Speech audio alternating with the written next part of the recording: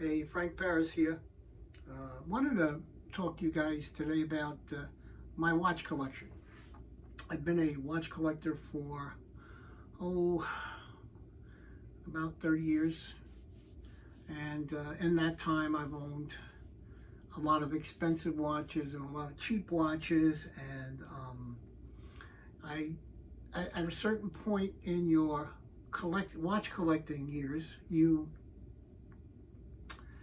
decide that you have watches that you don't want anymore, okay? And you've learned from people who collect watches, who you meet, who collect watches.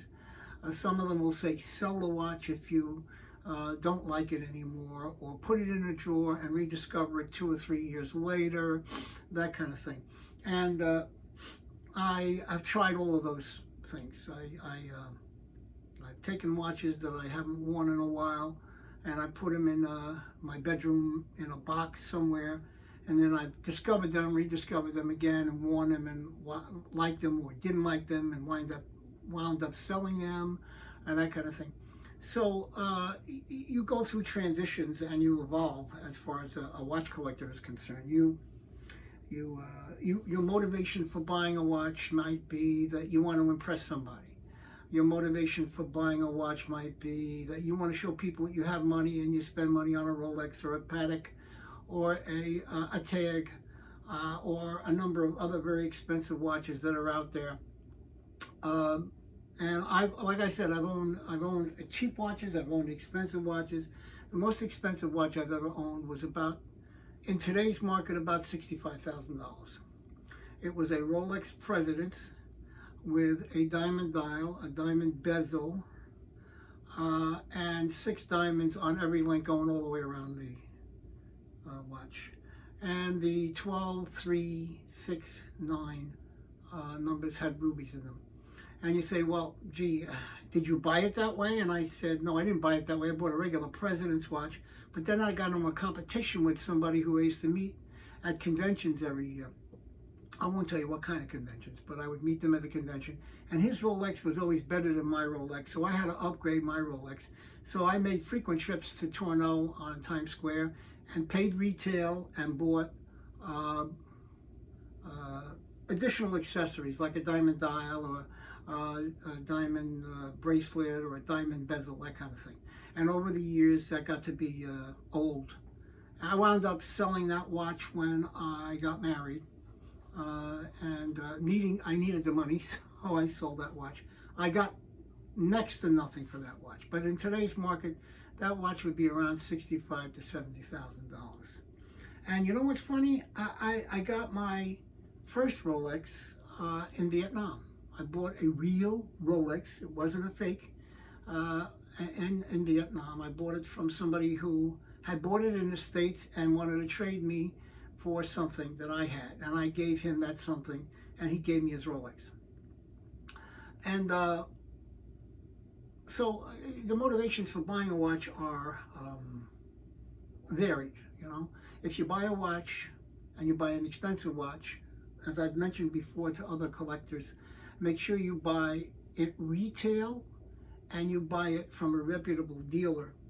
Because if you buy a Rolex or a Patek or a Nardi or one of these really, really expensive watches from a person on eBay or a person at a website or a person, I guess you could exclude Amazon because Amazon does take things back.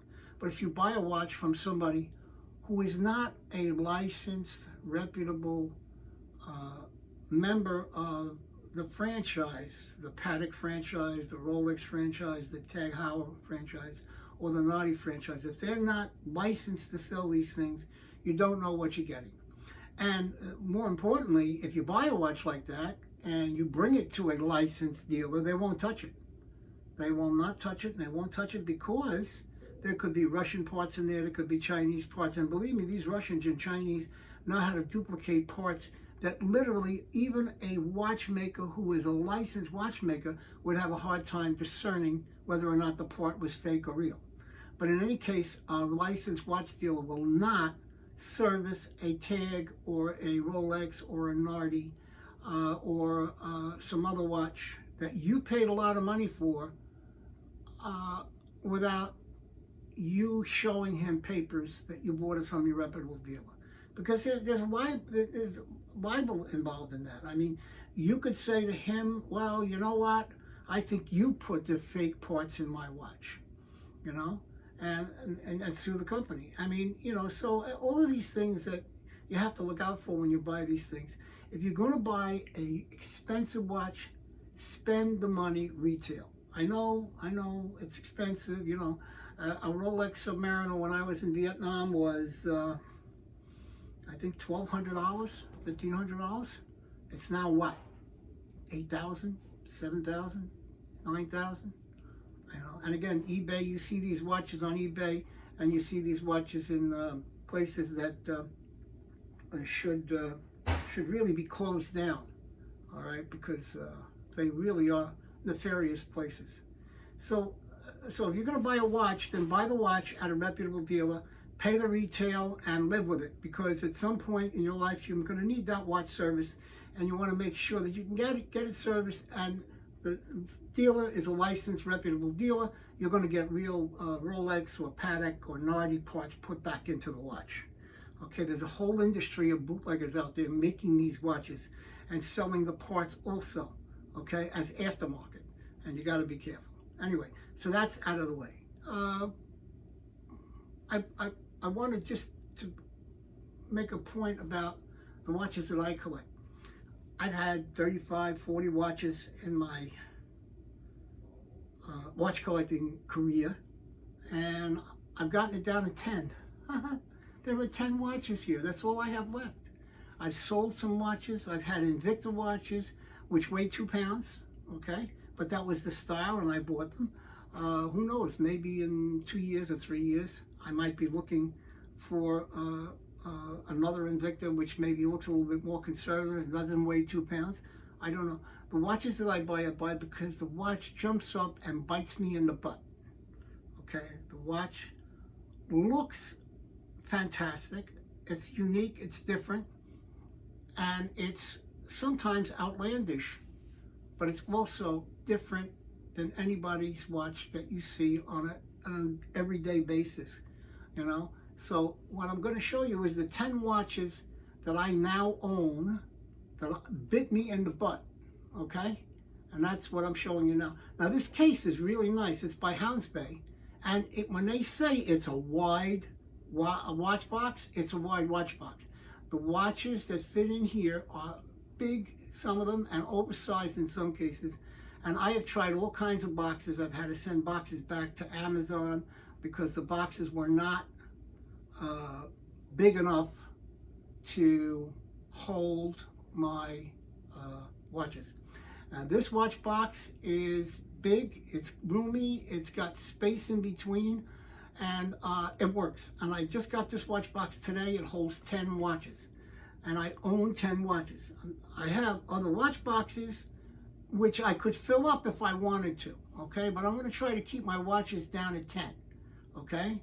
Because, you know, if you got 27 pairs of t-shirts like I do, you know, I mean that, pairs. That's 40, you know, 27 twice, whatever that is. All right, you wind up not wearing different t-shirts every day. You wind up wearing the same one because it goes back into the laundry, goes back on the top of the pile. Same with your socks and your underwear. So you don't need 25 watches, and you don't need 25 pairs of underwear.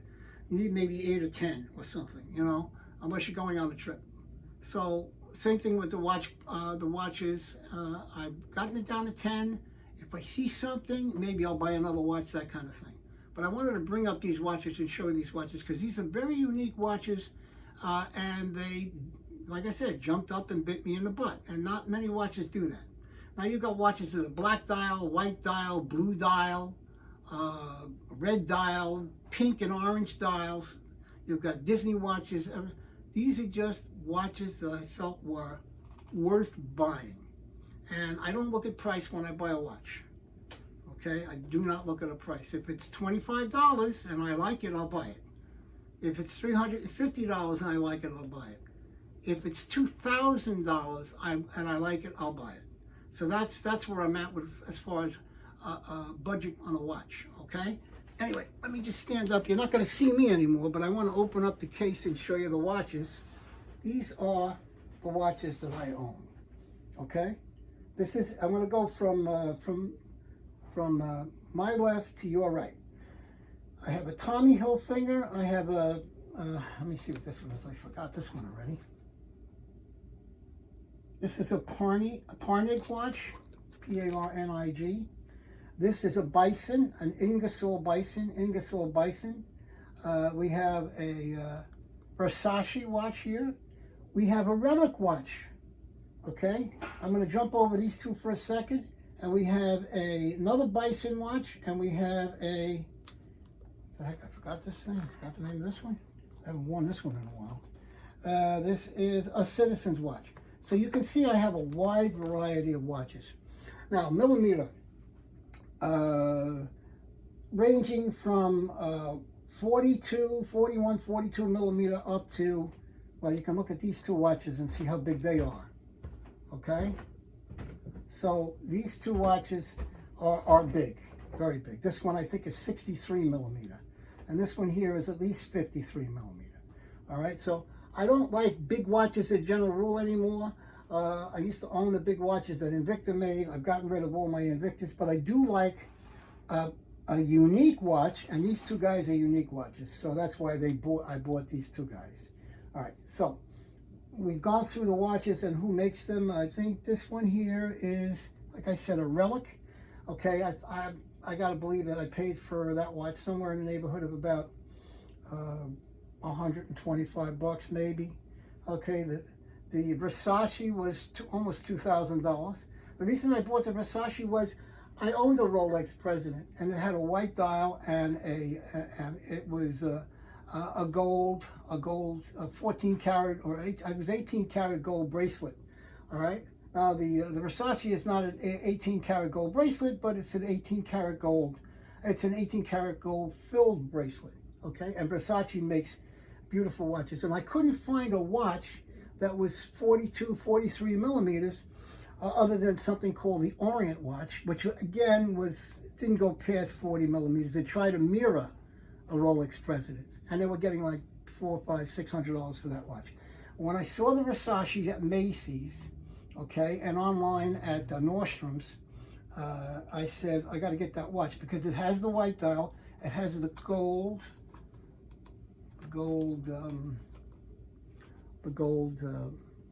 bracelet, as you can see, and it's beautifully made. Okay, so I had to get this guy because I wanted something on my wrist that was more than 39 millimeters like a Rolex President, but it did have the white and gold bracelet, and this is a Versace.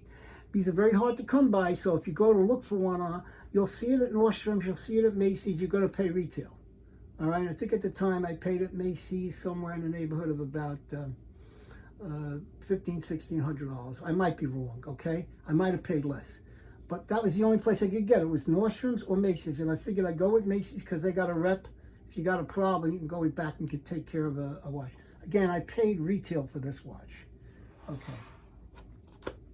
Now, Ingersoll, I discovered a couple of years ago, they make a brand of watch called the Bison. This is an Ingersoll Bison. The retail on this is about $575. It's a self-winding watch. This one comes with a leather band, okay? And it was a striking watch. I just felt that it was very striking, and I had to get this watch. Again, it bit me in the butt, okay? That's what made me get this watch. It's got an open heart in the front. You can see the open heart, which is really nice. Okay, it's got the multicolored black, white, and a little bit of red on the dial, which is very nice also. Okay, this is a recent one. This is the Bison 10 by Ingersoll. Okay, I was looking for a scuba diver watch and a black watch and something that was rugged. I didn't see anything worthwhile that Invicta, because most of those watches are 55 to 61 millimeters. This was 53 millimeters. And it just looked nice. It had the little stainless steel neoprene bracelet. It's a combination neoprene and stainless steel, which I thought was nice. Okay, and I like neoprene because it hugs my wrist. I like a watch to hug my wrist. Okay, so that's the Bison number 10 by Ingersoll. That's a beautiful watch. The retail on this is around $250, $260, but I got it for $149 online. I think there's one left on eBay if you go and look at Ingersoll Bison number 10. So that's a beautiful looking watch. Okay, again, self-winding. All right. This is I got to read this again because I don't want to make a mistake. This is a Parnis watch, open heart Parnis watch. What I liked about it again was the fact that it had the open heart, it had the blue dial and the white letters. And this is about, I would say, 40 millimeters, 41 millimeters. This is a beautiful looking watch too. This wasn't very expensive. I think I paid 130, 140 bucks for that watch. All right. Now we come down the line, talk about, I don't care how expensive or how cheap watches are. This is a Tommy Hilfiger, okay? This is a Tommy. I'm sorry, no, this is a Timberland. Okay, this watch was, I think about 135 bucks at Macy's. Okay, I just liked the way it looked. It had a blue dial with white letters and everything, and it just looked very pretty. Okay, this is a battery-operated watch, I believe. Yeah, so it's not self-wind. I try to go for self-wind, but this was very nice. Okay, let's go down the line here. And we'll go to the Citizen. Now the Citizen watch is really, really, I mean, really nice. It's got gold. It's got a gold filigree on it. The dials are gold. The little dials are gold. It's got some gold going around on the bracelet.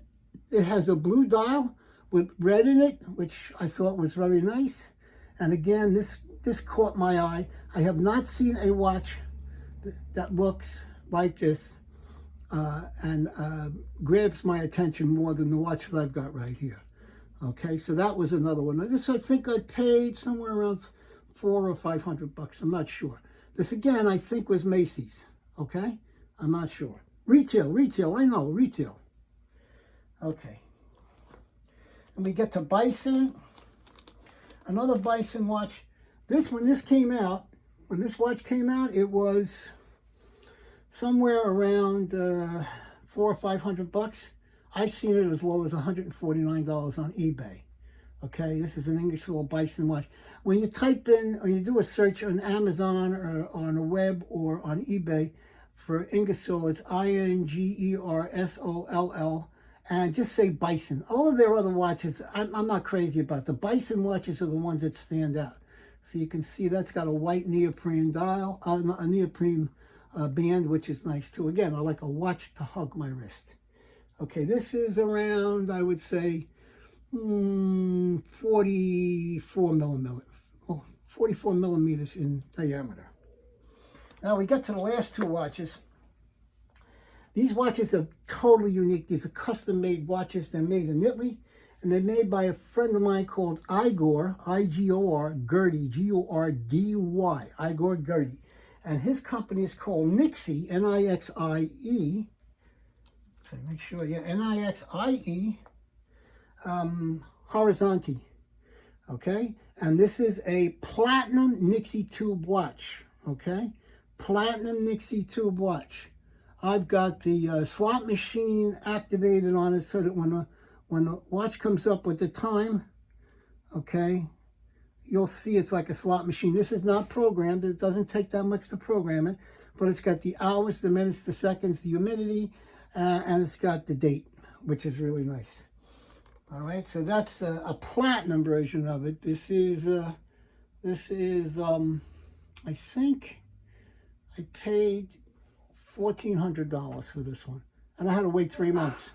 He sells these on Etsy, ETSY.com, Etsy. Okay, look for Nixie Horizonte, N-I-X-I-E, H-O-R-I-Z-O-N-T-E, Nixie Horizonte. Here's another one of his Nixie tube watches. Okay, the Nixie tube is a old tech. It's a Russian tech. They made these tubes back in the 80s and 90s. And these tubes were used for computers, and they were used for clocks and things like that. And now a lot of tech guys are building equalizers and clocks and things like that out of Nixie tubes. But he is the best when it comes to the watches. This is called the Metro watch, the Nixie tube Metro watch. This is close to $1,800. And this really looks steampunk. I mean, it really does. And you can see how the slot machine, I like the slot machine effect when the watch comes up. The numbers roll until it gets to your time, and then it'll go, by hitting another button, you'll get the date, and you'll get the hours, minutes, and seconds, and you'll get the humidity, or the battery on it is, in this case, 86%. And the charging is very easy. Just plug it into your computer, or you plug it into a little charger that he gives you with the watch. But it is so striking. I mean, it's so steampunky, and it's called the Metro watch. I'm not sure if there's a video game or some kind of a cosplay thing that goes on with Metro. But I had to get this guy. And 3 months to get, okay? And this is on Etsy.com. And look for it at NIXIEHORIZONTE, Horizonte, Nixie Horizonte. All right, so these are the watches. Last but not least is the case. Hounds Bay on Amazon sells this case. It's $80. Why did I spend $80? First of all, I wanted to hold 10 watches because I only collect 10 watches. Second of all, look at how wide the space is. These are big watches, all right? And everything I bought, it didn't work. So I got this case today in the mail, and it is really big, and it holds my watches, okay? And I got a few other watches, but I don't even want to bring them out. You know, these are my top 10, all right? So I just want you to see that, and I wanted you to notice that the watches that I like have to jump up and bite me in the butt. And that is all I have to say about watches and my collection, and Frank Paris over and out.